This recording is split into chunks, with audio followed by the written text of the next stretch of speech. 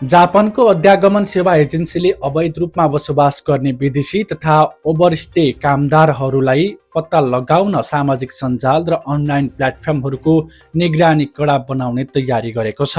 एजेन्सीले सन् 2027सम्ममा विदेशी भाषामा गरिने अवैध रोजगारी सम्बन्धी विज्ञापन तथा गतिविधि पहिचान गर्न विशेष विश्लेषणात्मक प्रणाली विकास गर्ने योजना सार्वजनिक गरेको हो। साथै साइबर गस्तीका लागि छुट्टै इकाइ समेत गठन गरिने बताइएको छ।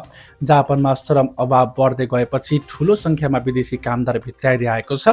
तर यससँगै भिसाको अवधि सकिएपछि पनि बसिरहने ओभरस्टे व्यक्तिहरूको समस्या नियन्त्रण गर्न सरकारले निगरानी थप कडा बनाउने नीति अघि सारेको देखिएको छ।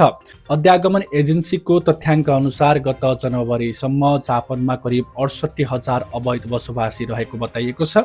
यो संख्या अघिल्लो वर्षको तुलनामा करिब 6,000ले कम भए पनि सरकारले यसलाई अझ घटाउने लक्ष्य लिएको जनाएको छ।